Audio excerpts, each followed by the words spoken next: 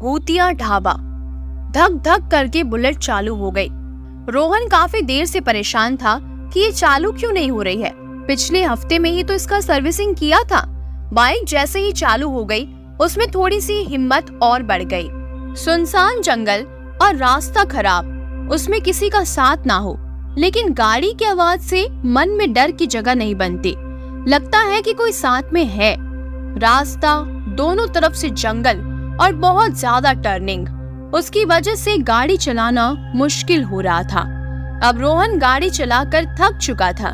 थोड़ी देर कहीं आराम करना चाहता था, लेकिन यहाँ कोई चाय की टपरी या ढाबा भी नहीं था जहाँ थोड़ा रुक कर फिर आगे का रास्ता पूरा किया जाए।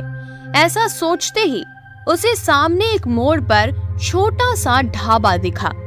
रोहन ने सोचा क्यों ना आराम से चाय पी जाए और कुछ बिस्किट्स खाए जाए। वो सामने जाकर गाड़ी पार्क कर देता है और ढाबे के अंदर चला जाता है। ढाबा बहुत पुराना था। यहाँ वहाँ जलने की कालीख लगी हुई थी। शायद जो चूल्हा जलता है उसकी थी। टूटे से लकड़ी के टेबल थे। छोटा सा दिया जल रहा था। उसकी रोशनी में रोहन ने बैठने की जगह ढूंढ ली। लाइट नहीं थी। वैसे जंगल में कहाँ से होगी लाइट? ऐसे अपने ही मन में वो खुद से बातें कर रहा था। बोलो साहब, क्या लोगे? एक बूढ़ा आदमी रोहन के पास आकर पूछता है। चाय मिलेगी? रोहन जोर देते हुए कहता है। वो बूढ़ा चाय लाने के लिए अंदर चला गया। तभी रोहन ने साथ में लाए बिस्किट्स अपनी बैग से निकालकर टेबल पर रख दिए। बूढ़ा चाय लेकर आया और रोहन ने बिस्किट खत्म किए और अब बिल देने काउंटर के पास पहुंच गया। साहब, आप कहीं दूर से आए हैं ऐसा लगता है, और आगे भी जाना है क्या आपको? बूढ़ा जरा धीमी आवाज में बात कर रहा था। हाँ, वैसे मुझे आगे शहर तक जाना है। शायद सुबह हो जाएगी पहुंचते हुए, इसीलिए यहाँ रुककर चाय पीने का सोचा था। वैसे चाय अच्छी थी। रोहन ने बूढ़े बाबा की थोड़ी तारीफ कर दी। ये तो मेरा रोज का काम है साहब, लेकिन आप अब आगे का सफर इतनी रात को अकेले मत करना साहब। बूढ़ा जरा सहम के बोला। क्यों, क्या हुआ? कोई जंगली जानवर है क्या जंगल में, या कोई आदमखोर शेर? रोहन ने सहजता से पूछा। नहीं साहब, उससे भी बुरा और उससे भी भयानक। सामने जंगल में एक मोड़ पर सब कहते हैं कि वहाँ कोई है जो लोगों को अचानक गायब करता है और उसके बाद मार डालता है। जंगल के उस मोड़ पर कभी मोहनदास का ढाबा हुआ करता था साहब। एक बार वो अपना ढाबा बंद कर रहा था कि अचानक एक बड़ा सा ट्रक उसके ढाबे में घुस गया। ढाबा और ट्रक धू धू करके जलने लगे। मोहनदास और ट्रक ड्राइवर और उसका साथी, तीनों की वही मौत हो गई। ढाबा जलकर राख हो गया। उसको मरे हुए कई साल हो चुके हैं। वहाँ कोई ढाबा नहीं है साहब, लेकिन रात को जाने वालों को वो चाय पे रुकने को बोलता है और बाद में उनकी लाश वही पहाड़ी में कहीं मिलती है दूसरे दिन। बूढ़ा कहानी बता रहा था। कुछ भी ना, आप भी। आजकल कहाँ भूत प्रेत पर यकीन करता है कोई? दुनिया चांद पर पहुँच गई है। आपको यहाँ ढाबे पे कैसे पता चलेगा? बाहर निकलो तो कुछ पता चलेगा। रोहन ने उनको थोड़ा ज्ञान दिया। नहीं साहब, आप मेरे लड़के की उम्र के हो, इसीलिए बता रहा हूँ। आप आगे मत जाओ। यहाँ मेरे ढाबे पे रहने का इंतजाम है। भले आप पैसे भी मत दो, लेकिन आप उस रास्ते अभी मत जाओ। वो बूढ़ा गिड़गिड़ाते हुए कह रहा था। रोहन मन में सोचने लगा कि ये बूढ़े की एक्स्ट्रा पैसे लेने की चाल लग रही है। वो आगे बोला। नहीं, मुझे नहीं रुकना। आप अपने पैसे ले लो और मुझे छुट्टी करो। पैसे देकर रोहन बाहर निकला। ठंडी हवा चल रही थी और बाहर घना अंधेरा था। गाड़ी पर बैठते हुए उसने ढाबे की ओर नजर डाली। वो बूढ़ा आदमी रोहन की तरफ आशा भरी नजरों से देख रहा था। एक बार रोहन के मन में भी आया कि शायद उस बूढ़े की बात में जरा भी सच्चाई हुई तो आज मेरी एक भूत से मुलाकात होने वाली थी। उसने बाइक की चाबी लगाई और चालू की और अपने रास्ते चल पड़ा, लेकिन उसके मन के एक कोने में कुछ डर सा बैठ गया था। रोहन अब घने जंगल में पहुंच गया था। रास्ता खराब था, इसीलिए गाड़ी जरा धीरे चला रहा था। उसे लगा कि सामने कोई रोड पर बैठा है। वो चौंक गया। डर ने जैसे उसको अपने कब्जे में कर लिया था। धड़कनें तेज हो चुकी थी। ठंडी हवा में भी उसे पसीना आने लगा। लेकिन ये क्या? वो सफेद कपड़े में जो बैठा था वो उसकी तरफ ही आ रहा था। रोहन ने अपनी गाड़ी स्टैंड पर लगाई और भागने की तैयारी कर रहा था कि अचानक सामने से आवाज आई, भाई साहब। अब रोहन रुक गया। उसका डर थोड़ा कम हुआ। वो सफेद कपड़े में 25-30 साल का एक लड़का था।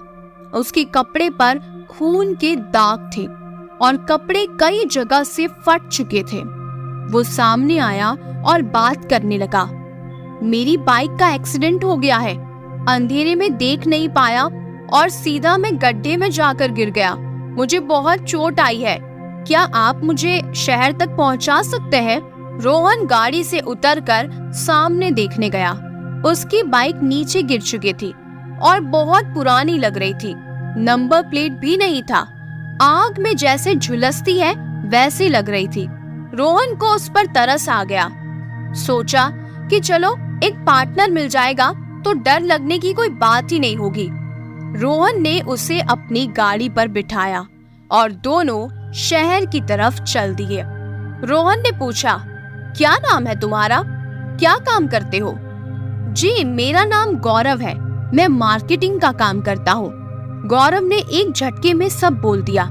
उसकी आवाज जरा दबी दबी सी थी, जैसे धूल मिट्टी में काम किया हो और गला बैठ सा गया हो वैसी।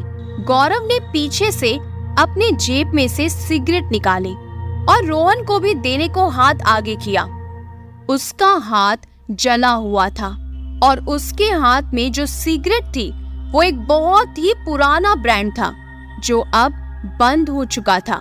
रोहन ने पूछा, ये हाथ कैसे जला तुम्हारा?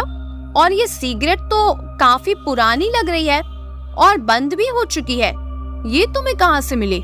गौरव ने जरा हड़बड़ाते हुए कहा, ये वो मैंने एक ढाबे वाले से ली थी। यही पीछे पड़ता है। सस्ते में दे रहा था तो मैंने खरीद ली।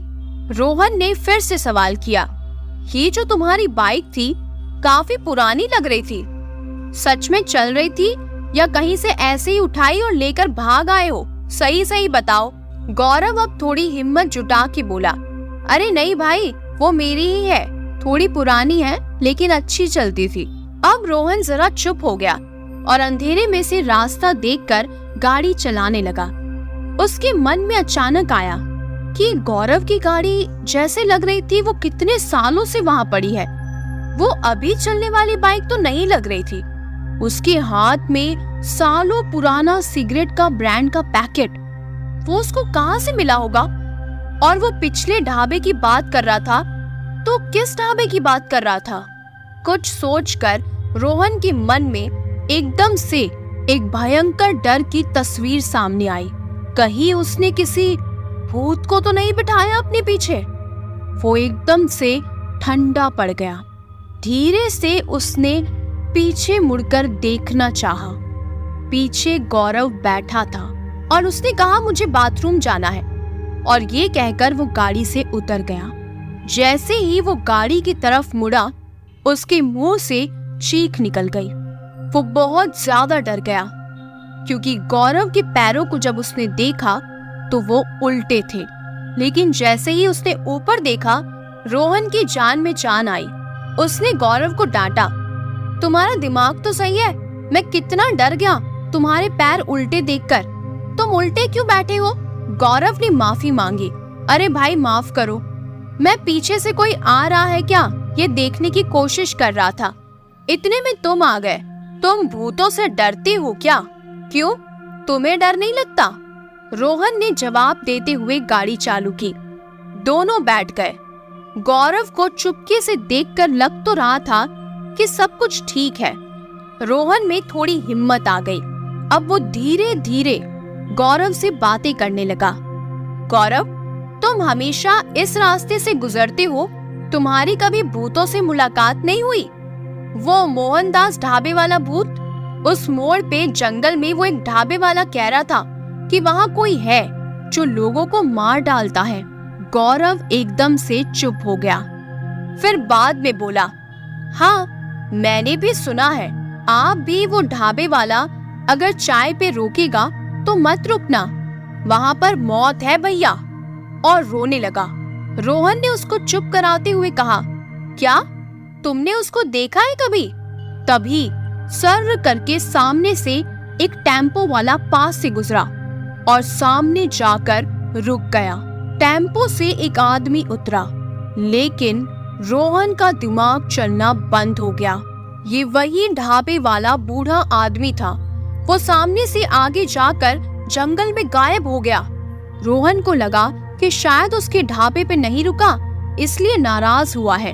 कुछ आधा घंटा बाइक चलाने के बाद देखा कि सामने एक मोड़ पर बहुत रोशनी दिख रही है और उस मोड़ पर लिखा हुआ बोर्ड दिखा, मोहनदास का ढाबा। लेकिन वो ढाबे को देखने के चक्कर में रोहन उस बोर्ड को सही से पढ़ नहीं पाया। वहाँ देखा तो एक बड़ा सा ढाबा था। दूर से देखा तो कुछ लोग वहाँ बैठे थे, लेकिन सन्नाटा था वहाँ बहुत। रोहन ने थोड़ा रुकना ही बेहतर समझा। साथ में गौरव था तो अब रोहन को डर नहीं लग रहा था। रोहन ने अपनी बाइक साइड में लगाई और उतरकर पीछे देखा तो गौरव गायब था। रोहन को लगा कि शायद उसे भी बाथरूम जाना होगा और इसीलिए वो भागा होगा। तभी एक आदमी उसे पूछने आ गया, साहब चाय पियोगे? रोहन ने कहा, नहीं मैं अभी पीकर आया हूँ। तभी वो आदमी जरा गुस्से से बोला, क्यों साहब, उस ढाबे वाले ने मोहनदास ढाबे वाले के बारे में बताया क्या? वो हमेशा मेरी बदनामी करता रहता है और मेरे ग्राहक भगाता है। आप आओ साहब बैठो। रोहन को अब कुछ समझ नहीं आ रहा था, गौरव और वो ढाबे वाला सच बोल रहा था या झूठ।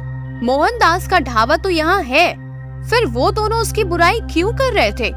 यहाँ तो सब कुछ ठीक है। रोहन को अब बहुत बड़ा झटका लगा, मानो उसकी जान ही निकल गई थी। जैसे ही वो अंदर गया, अंदर एक कोने में उसे एक सफेद कपड़े में बैठा हुआ एक लड़का दिखाई दिया। वो रो रहा था और उसके कपड़े फटे हुए थे, कुछ जगह से जले हुए थे। रोहन ने थोड़ा और गौर से देखा तो वो थोड़ा पहचाना सा लग रहा था। अरे ये तो गौरव है, ये यहाँ कहाँ से आया? वो तो बाहर था। रोहन गौरव के पास जाकर बैठ गया। गौरव पूरी तरह आग में जैसे झुलस रहा है वैसा दिखाई दे रहा था। ये सब देखकर अब रोहन को समझते देर नहीं लगी कि वो फंस चुका था। गौरव जो मिला था रास्ते में, वो भी मोहनदास के ढाबे का ही शिकार था। रोहन ने भागना चाहा, तभी वहाँ मोहनदास आ गया। साहब चाय पीना है या नहीं? यह इरादा बदल दिया। वो अब जबरदस्ती पर उतर आया। रोहन जैसे कुछ भी नहीं हुआ ऐसे जताकर वहीं एक टेबल पर बैठ गया। उसके सामने एक और आदमी बैठा था। उसने अपना सिर उठाया। डर से रोहन के हाथ का कप उसके शर्ट पर गिर गया। वो कांपने लगा। ये देखकर मोहनदास बोला, रुको मैं दूसरी चाय लेकर आता हूँ। सामने वो टेम्पो वाला आदमी था। वो और कोई नहीं, वो वही ढाबे वाला था जिसने रोहन को अपने ढाबे पे रात को रुकने के लिए कहा था। अब जैसे उसके पैरों से जमीन खिसक गई थी। मोहनदास के अंदर जाते ही रोहन वहां से भाग खड़ा हुआ और ढाबे के पीछे जाकर छिप गया। उसने जो कुछ भी सुना था वो सच था। वो ढाबे वाला और गौरव अब भूत बन चुके हैं। वो दोनों भी उसे बचाना चाहते थे, लेकिन अब क्या? वो तो अब फंस चुका था। क्या करे यही सोच रहा था कि मोहनदास की चिल्लाने की आवाज आई, कहाँ भाग गया? तुम्हारा वक्त हो चुका है, वो आते ही होंगे।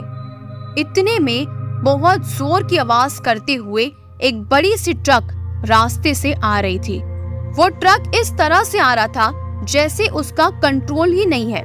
ट्रक तेजी से ढाबे की तरफ आया और सीधा ढाबे में घुस गया और एक जोरदार धमाका हुआ। पूरा ढाबा जलने लगा। ट्रक की जोरदार टक्कर से रोहन, जो पीछे छुपकर बैठा था, वो कहीं दूर जाकर गिर गया। कुछ समय के लिए सब शांत हो गया। ढाबा आग में झुलस गया। सुबह होने वाली थी। रोहन को होश आ रहा था। उसके बगल में कुछ लोग खड़े थे और एक एम्बुलेंस। लोगों ने रोहन को एम्बुलेंस पे रखा और वो जोर की आवाज करते हुए निकल गई। वहां मोहनदास का ढाबा नहीं था, थी तो बस वो खाली जगह जहां मोहनदास की रूह लोगों को फंसाकर उन्हें मार डालती थी। लोग आज भी यही कहते हैं कि वहां कोई है जो बहुत ही डरावना है और कातिल है, लेकिन कुछ ही लोग बच पाते हैं जो रोहन जैसे नसीब वाले होते हैं। तो कैसी लगी आपको ये कहानी? कहानी पसंद आई है तो वीडियो को लाइक और चैनल को सब्सक्राइब जरूर कीजिएगा। ऐसे ही और भी भूतिया, डरावनी, रहस्यमय कहानियों को सुनने के लिए चैनल से जुड़े रहिएगा।